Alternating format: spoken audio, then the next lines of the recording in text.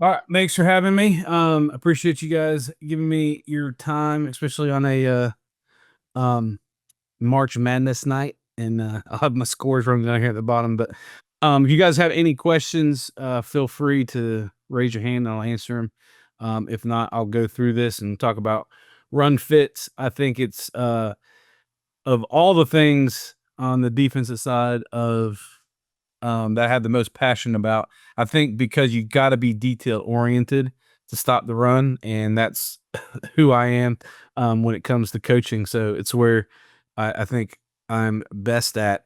Um, we believe in stopping the run first. So here's a little bit of our history since I've been the head coach.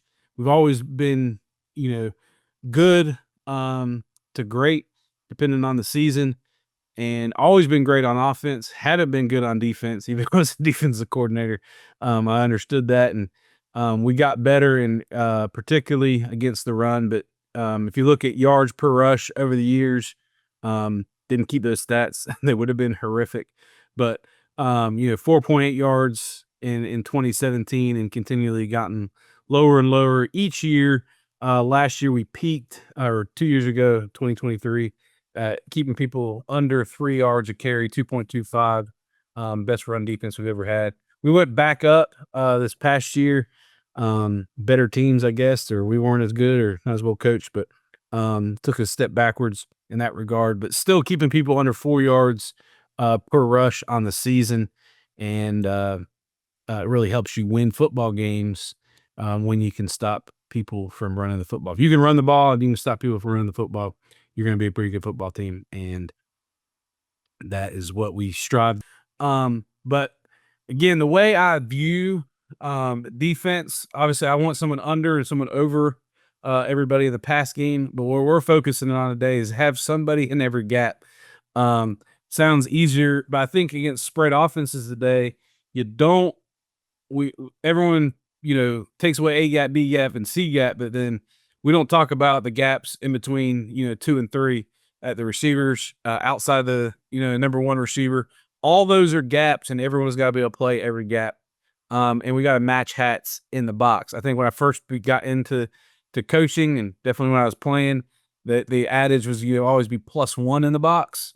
And I don't know you can do that and defend some of the pass game stuff out there. So we just try to match hats in the box, and obviously have a way to play that quarterback if he does pull it. But so we're not +1, but we will be even in the box and be good against that thing. So our run fit philosophy is to match numbers in the box. We'll play a lot of teams. There's 6-man box no matter what you line up in. So you might as well add people into the box. But if you add one to us, we're going to add one back to it. We're also going to try to ease the burden on our conflict players. So you might be in the run fit, but you also have the pass responsibility. Those guys are our conflict players that we talk about. They're 50-50 players. So like our inside backers, for example, are downhill and aggressive. So they are run first. They do have a pass responsibility, but they are run first. When I'm talking about our conflict players, are guys that are true 50-50 players. And that could be an inside backer. It's a lot of times an outside backer. Sometimes it's your safeties. It varies, but it's going to be one of those group, occasionally a corner. But we try to ease their burden. So it's an either or type thing, much like where offense is going to, if you're a true RPO team, you got to make those decisions as easy for the quarterback. We got to make those decisions as easy for our conflict players. And then we want to exploit their blocking rules. Our goal is for the offense, all of them to get pluses and let's still be able to stop the play. If we just rely on them waiting to screw up, we're not going to stop the run well enough to win football games consistently. And then you really got to spend a lot of time coaching up the fit in practice. And that's probably one of my pet peeves. I'll watch college games, and these guys are getting paid millions of dollars to make sure they stop the run. And it's obviously not repped up enough to look good.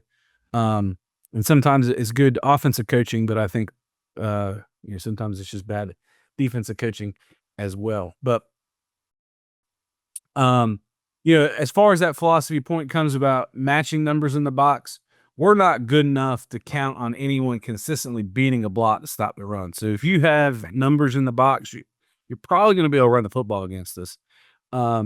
We need a person for every gap, and you can layer that such that you can match numbers and not have that +1. If you get everybody going the right place. But you also got to be able to, you can't just stop the run and win the game. You also got to be able to defend the pass. So you got to structure your defense in a way that you can fit all the gaps and stop the pass plays, kill two birds with one stone. For us, what that starts with is how you're going to be able to defend a one receiver side. And once you decide how you can do that against that team, then you can structure the rest of your defense to stop the run. So again, this is a spread team, but on that motion, that's a 10-man box. So we need to have 10 guys knowing where to fit in the run game.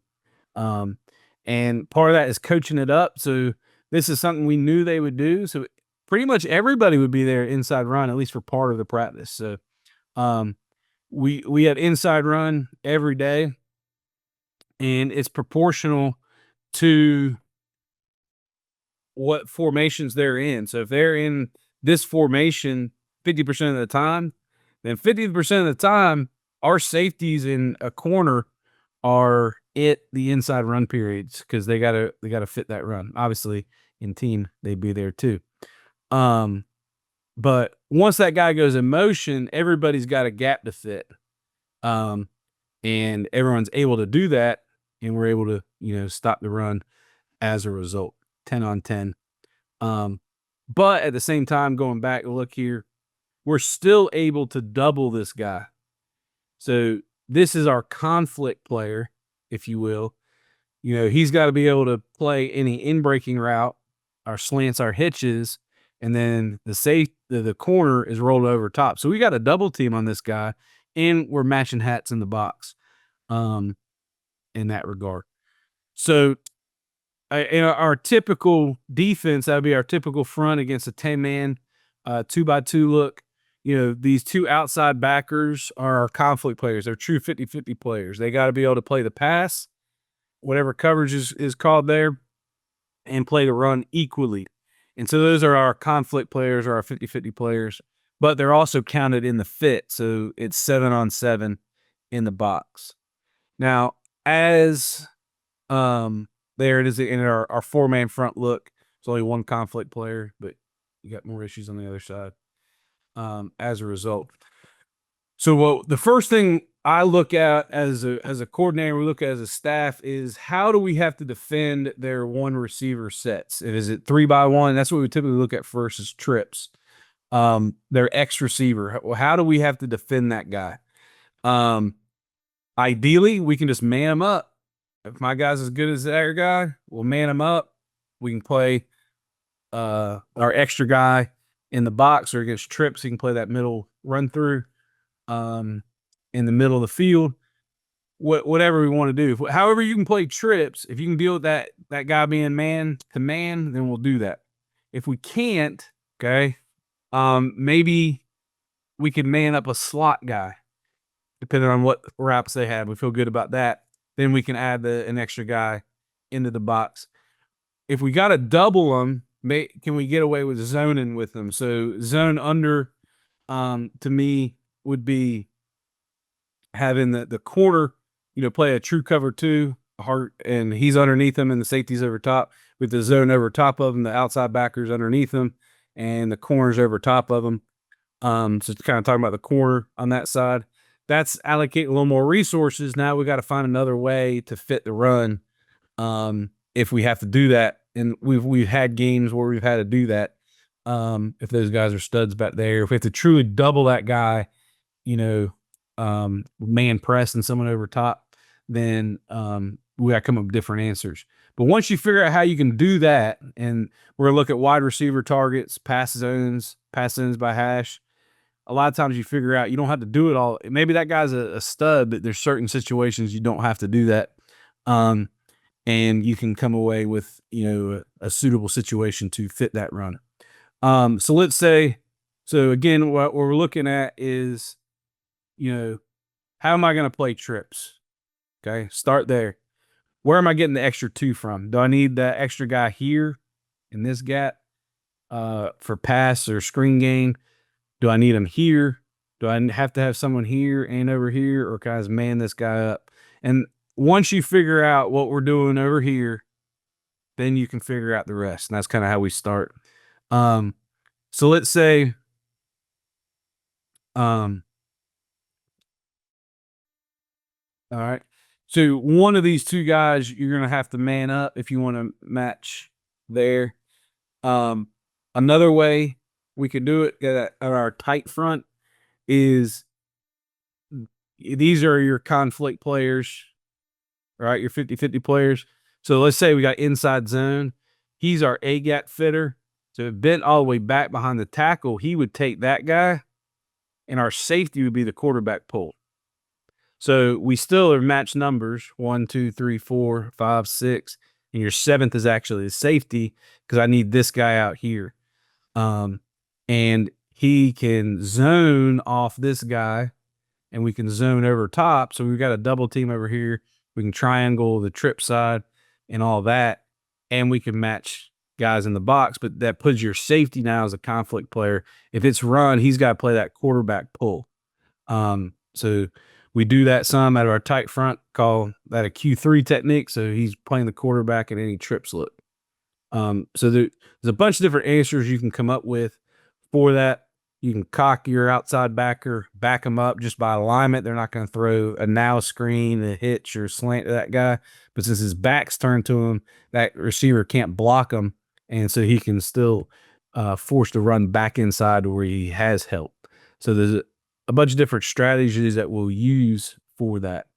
So let's say, for example, that's our strategy this week is we're going to turn our back to him, take away the now screen, the slant, and the hitch with this guy, back the corner up almost a safety depth over top so we can kind of double him. We can play all of the different formations with that principle. So now those are your conflict players. Our safety can now come in the box to match numbers when they add an H-back. And he just has to match the gap that he creates. So he's down in the box. He's a run first player now. All right. And those are your conflict players, your 50-50 players. They added 2 to the box, a tight end and an H. So again, we're going to treat this by one side the same all the time. We call that maroon. We'll play maroon over there. And then these 2 have those 2. We can play it like cover 2, but since they're fat and slow, we can get tighter to the box and still fit the run well there. Okay. We're okay with him playing off over here, so we can be over there.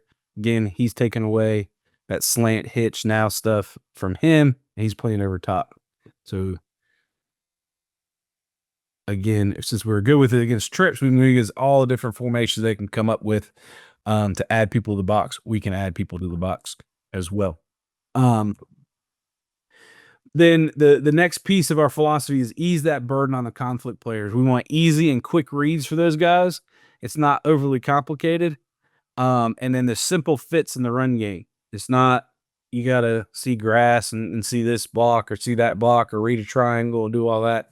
If you got to play the pass and play the run, you're just boxing or folding into a gap, and you have a simple pass drop as well when that's the case. So, and then we only worry about a few route combinations to defend, and then you got to drill it. You got to really drill it with those guys. It's typically going to be our outside backers or safeties, occasionally our inside backers that are in that role. So in this case, the 2x2 look, our outside backer here is the conflict player. And what I mean by easy reads, he gets run to him, he's boxing that. If he gets run away, he's full V-gap. Simple, easy. He gets hi-hat out of his tackle. He's worried. Say this is cover 2. He's up and under 2, 10 yards deep. So he's just worried about any in-breaking route, and he's blowing that guy off. So easy, simple rules. Now, I mean, there's 3 things to know what to do, but you rep those things quite a bit for those guys, and those are those two guys are usually our most athletic guys on top of that. Inside backers, okay, in our 5-man pressure are going to be our conflict player. So if he gets run to or away from, it doesn't matter. There's only one gap open in a 5-man pressure. So again, he's just hitting that gap if it's run, and if it's pass, he has the final number 3. So he just knows pre-snap, I got to run this way and hit the first thing that's coming at me. So it's simple rules, but you got to make the right decision. So we teach our guys to bounce and don't go anywhere until they know. So we pop, pop, pop. That's usually our outside backers doing that pop stepping, but our inside guys will as well in our 5-man pressure if we're in a zone coverage.